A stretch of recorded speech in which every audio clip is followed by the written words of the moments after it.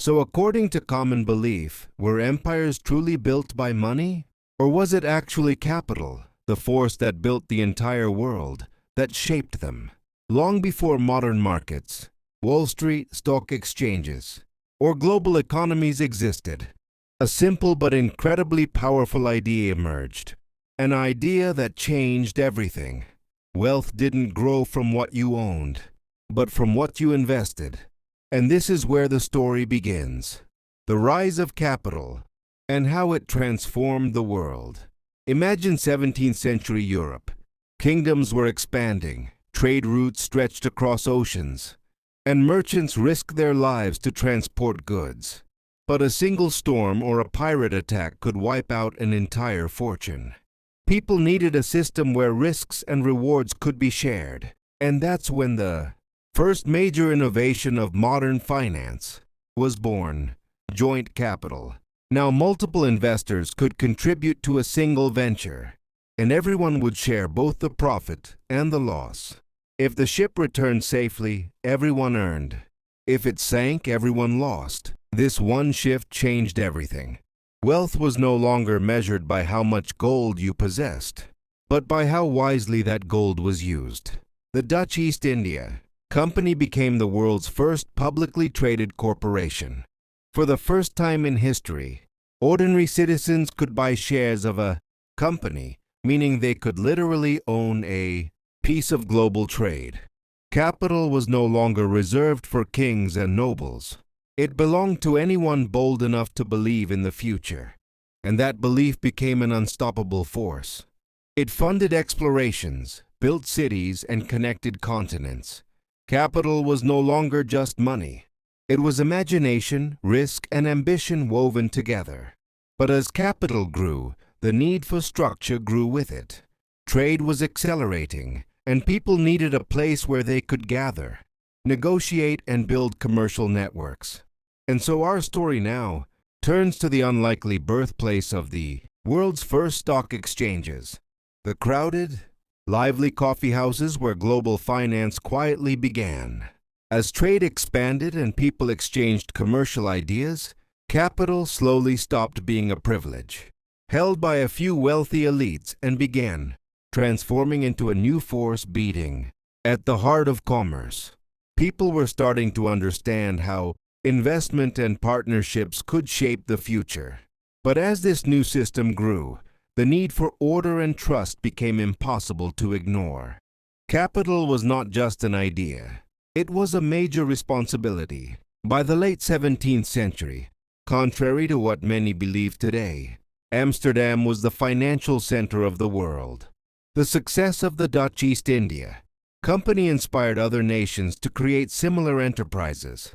England, France, and Spain began building their own trading empires. Each one wanted to control the seas and their economies by harnessing the power of capital. But there was a problem. There was no organized marketplace where these investments could be bought and sold. Shares changed hands through verbal agreements, causing prices to be driven by rumors and speculation. News of a lost ship could trigger panic, while a merchant's success could revive the entire market. People needed information, transparency, and trust. This need led to a decision that changed the course of history. In London, merchants and investors sought a quieter place to meet away from the crowded, noisy docks, coffee houses. These coffee houses were not just places to drink. They were hubs where ideas circulated. Here, people discussed trade, shipping routes, and investment opportunities. They took notes on paper and, for the first time, exchanged shares in an organized manner. Over time, these coffee houses became the foundation of what we now call stock exchanges. Hundreds of deals were being made every single day. Capital no longer flowed through the streets. It flowed across the tables where ideas were shared. The language of finance was changing. The rule of gold began to fade, replaced by the power of the pen and the contract.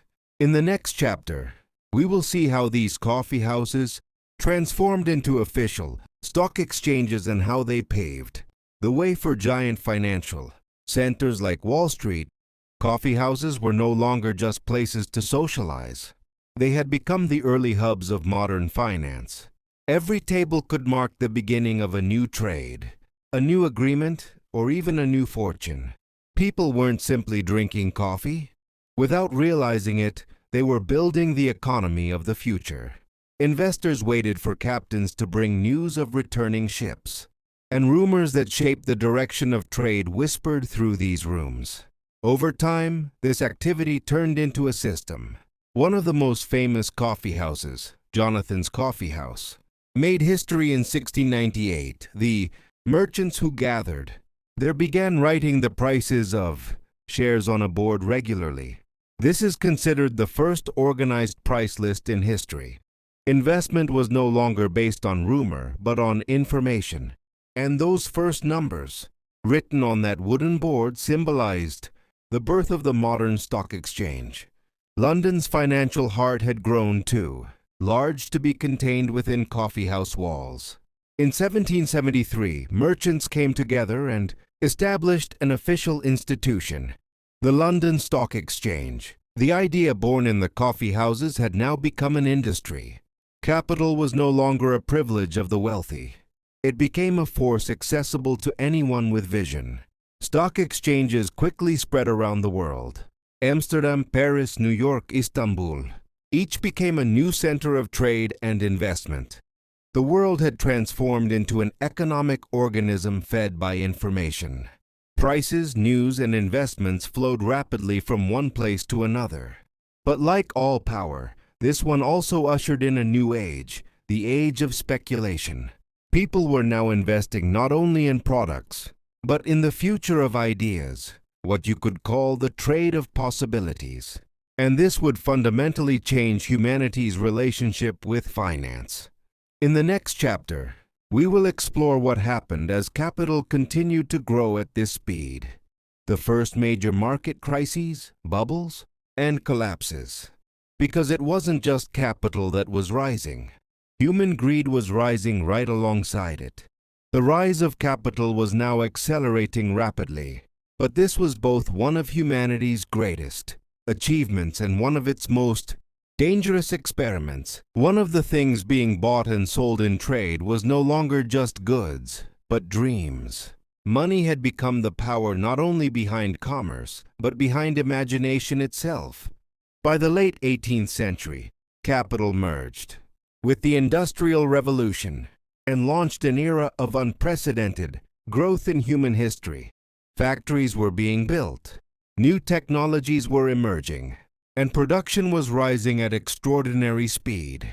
Every day brought innovations that made manufacturing more efficient and more powerful.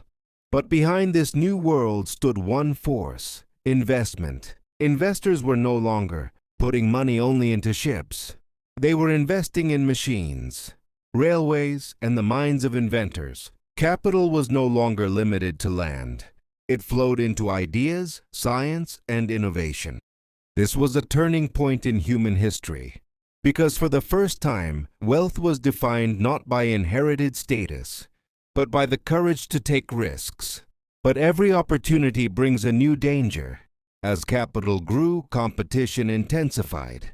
Some investors multiplied their fortunes in a few years, while others lost everything overnight. The first economic crises erupted during this period. Humanity learned the hard way that capital was not merely a tool. It could become a destructive force if left uncontrolled. Even so, the possibilities created by capital were extraordinary. New cities rose, roads and bridges were built, and trade networks spread across every corner of the world. Capital was the power that turned humanity's dreams into reality. But behind those dreams, a hidden nightmare was forming: unchecked ambition. Despite everything, this era laid the foundation of today's modern financial system. Banks began issuing credit, investment funds grew, and stock exchanges developed international links. Capital had now crossed national borders and transformed into a global organism spread across the world. In the next chapter, we will explore how this global capital structure turned into a race for power. how economies became dependent on one another, and how the great financial battles of the 20th century began. Because capital had grown beyond monetary and intellectual value, it had become an invisible weapon shaping the destiny of humanity. By the early 20th century, capital had become a global network. Not only individuals but entire nations were investing in one another. Companies were operating across international markets. And for the first time in history, the world economy had become deeply interconnected. But this expansion brought with it a growing tension and a dangerous dilemma: uncontrolled power. Capital was like a massive wave carrying both prosperity and destruction at the same time. The rise of stock markets also magnified the risks. In 1920s America, everyone was investing in the market: journalists, teachers, farmers, driven by the dream of getting rich. Overnight, this obsession fueled greed and reckless speculation in the exchanges. But by 1929, that dream turned into a nightmare.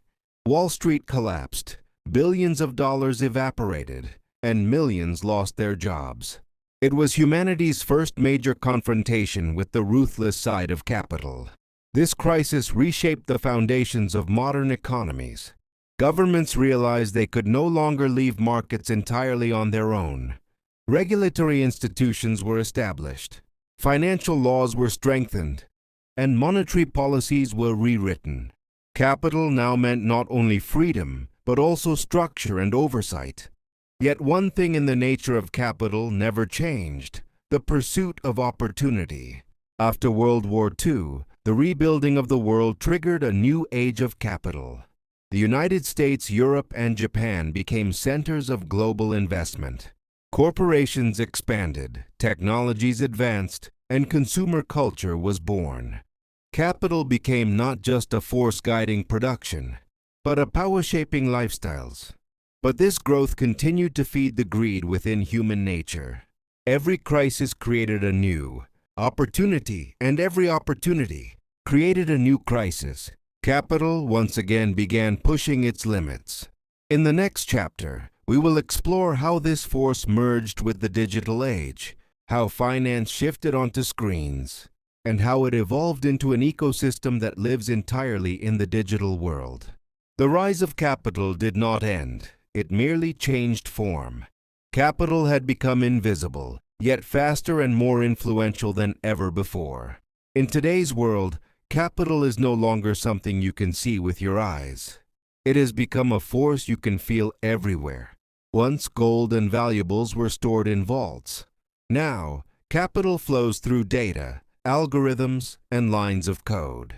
What began as a small idea in ports and coffee houses has transformed into a massive system, connecting economies across every corner of the world.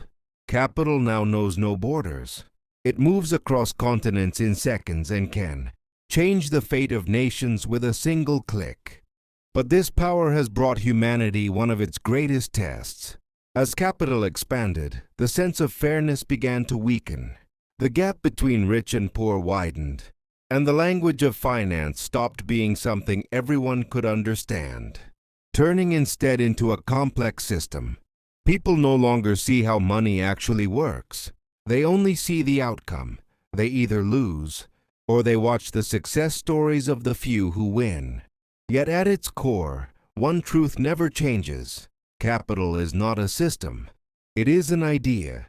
It is born from the human ability to imagine, to take risks, and to create value. Just like the first investors centuries ago, capital today still stands on trust and hope. Even though the digital age makes it seem like capital belongs to machines, real power remains with humans. No algorithm can replicate human courage, belief, or imagination. The history of capital teaches us one thing: money comes and goes, but ideas endure. It is ideas that have always changed the world. And perhaps one day, the purpose of capital will not be to accumulate wealth, but to share prosperity, equalize opportunity, and make the world a fairer place. That is the true meaning of the rise of capital. not just the rise of money, but the rise of human intellect and vision.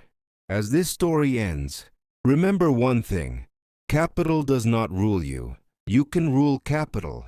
And once you understand how it works, that becomes entirely possible. Because the future of finance is not written in numbers, but in the people behind those numbers. If this journey reminded you that money is not just digits on a screen, but a force shaped by human courage and imagination, then now it's your turn.